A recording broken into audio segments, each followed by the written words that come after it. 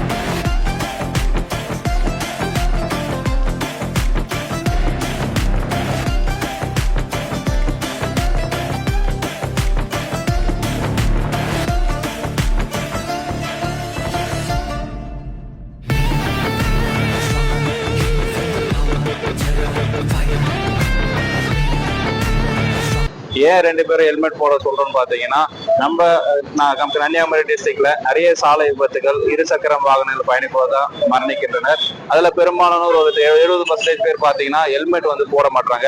அப்படி ஹெல்மெட் போட்டாலும் அந்த ப்ராப்பரா அந்த ஸ்டிப்பை மாட்ட மாட்டேன்றாங்க.